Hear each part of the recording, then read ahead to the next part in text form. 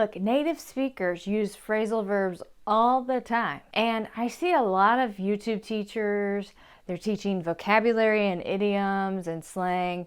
And look, there's nothing wrong with that. That's so needed. But sometimes they skip phrasal verbs. Why? Because grammatically it's complicated. And it takes a teacher that really understands the technical side of phrasal verbs to present it to the student in a way that they can understand. So that's what I'm going to do for you today. I've been a teacher of English for 8 years, and don't worry, we got this. I'm going to take you through phrasal verbs because they're so important. Now, in my last video, I promised you phrasal verbs about shopping. And don't worry, we are going to use all the shopping phrasal verbs for the examples. But first, I'm going to tell you about the rules. Now, some people don't like rules. I've seen teachers that just don't even teach rules. And I think, wow, it must take your students like a really long time to learn English. Why?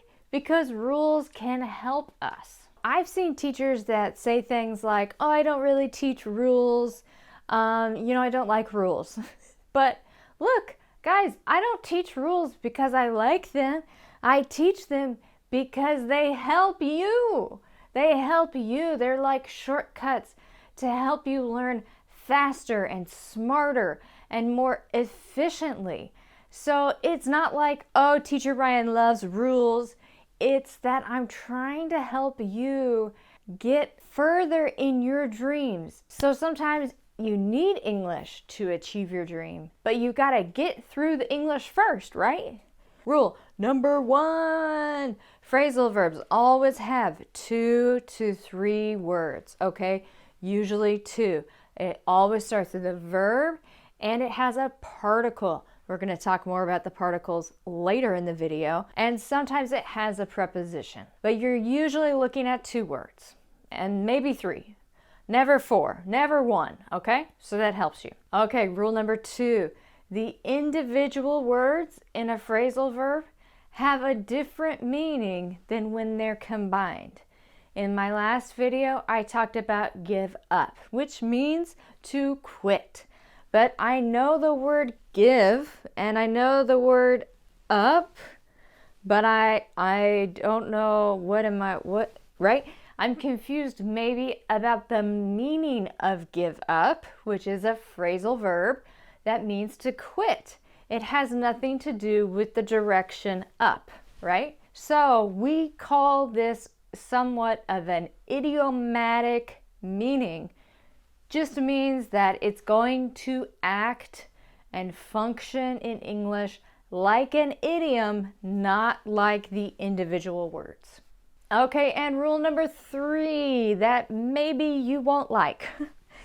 Rule number 3 is that there are sometimes, usually, multiple meanings for the same phrasal verb, okay? So you might learn 1 or 2 on my video, and then you look it up in a dictionary and you're like, hey, Teacher Ryan, there's 6 meanings for this phrasal verb. Okay, yeah, it's possible. However, I'm focusing on the meanings that are the most common and useful for my students.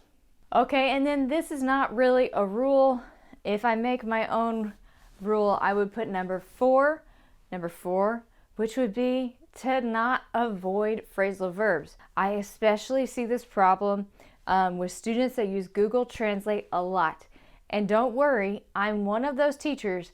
I actually like Google Translate. I really do. But what you need to know about translating is that Google Translate is giving you the most exact meaning, the closest meaning. But sometimes in English, we would use a phrasal verb and not this more formal, specific, maybe technical word that maybe it doesn't really fit the feeling of the sentence. So rule 4, really, in a nutshell, is for you to be aware of Google Translate. that it may give you a very technical, formal word for the thing you're translating, and it might be correct, but it might change the feeling of your sentence significantly. Okay, so today we're talking about shopping, phrasal verbs. My students love shopping. At one of my schools, we actually took a field trip to the mall. It was kind of awesome. I loved it. I was shopping. Okay, so 1, 2, 3. Today we're looking at 4 phrasal verbs for shopping. They are all separable, okay? Now, in my last video, you learned that there are separable and there are non-separable phrasal verbs. And this changes the grammar. This is why people don't like to teach them or make videos about them, because it's a little bit complicated. So today, we're going to simplify, going to make it all separable in this video so you can understand separable, get it down, and then next video we'll go on to non-separable, okay? Now here is a great hint about separable phrasal verbs. Remember I said rule 1, there's always two words, sometimes 3. There's the verb and then the particle. In a separable phrasal verb, stay with me, there are 9 very common particles. Yes, this is good. This is good. Why? Because it's going to help you guess. And I wish I was the person that could go to the textbook and memorize everything and just download into my brain. I'm not that kind of learner. I'm guessing maybe you're not that kind of learner. So I want a rule to kind of help me guess. Okay, so here are the 9 particles that are very common in separable phrasal verbs. We've got up and down, in and out, on and off, away, back, and over. So what does this mean? If you see a phrasal verb with one of these particles, I want you to guess this grammar that I'm about to teach you. We're going to start with our first phrasal verb, figure out.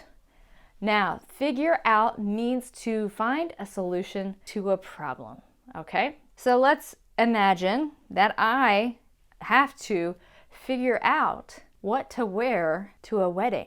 This is always very complicated. You have to know what time is the wedding, where is the wedding, how fancy is the wedding. So we are always, when we're invited to a wedding, we always figure out what we're going to wear.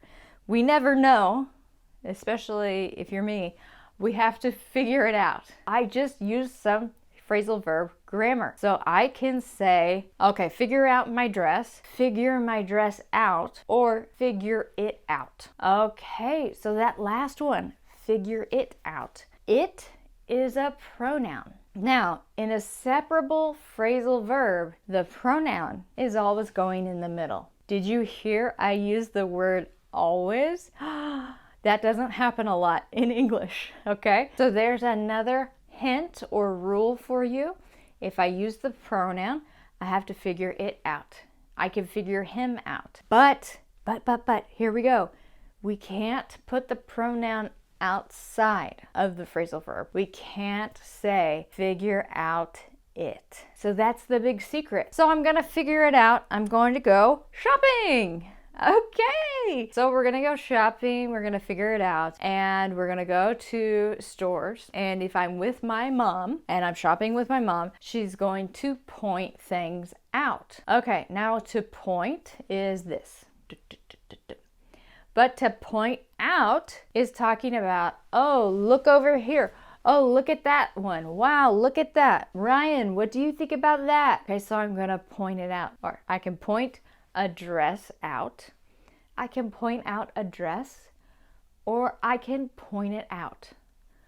But I cannot point out it. So me and my mom are shopping. We're figuring it out. She's pointing things out. Probably I don't like what she's pointing out. Can you relate? I don't know. So I'm probably like, no, mom, no, mom, no, no, no, no, no, no, no, no, no, no, no. Okay, but she tries. Maybe she points out a dress. She points out a dress. I say, wow, maybe. And if I say maybe, that means that I need to try it on. Okay, so another phrasal verb, to try on, means when you put on clothes at the mall because you want to see how they look. You want to see if you want to buy them or if they fit, right? So she can, or I can, try the dress on, try on the dress, or try it on. But guess what?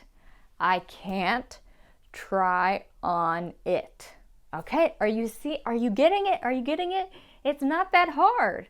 You just need someone to explain the rules to you. You'll be fine. Okay, so we're gonna try it on. I could say I'm trying it on.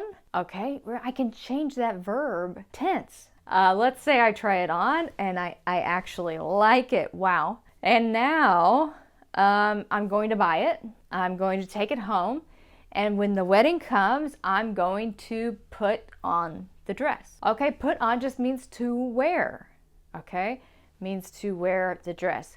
So I can put on the dress, I can put the dress on, or I can put it on, but I can't put on it.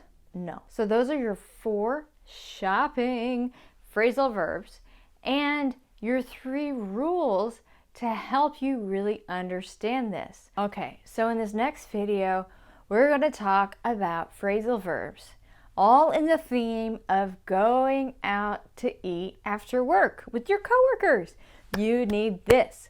You need this so that when you have the opportunity to speak English with some people you work with, you can take it, you can feel confident, and you can be prepared. So next video, we're going to do non-separable phrasal verbs so you can learn the other piece of the grammar and look at all the terms you need for going out to dinner after work.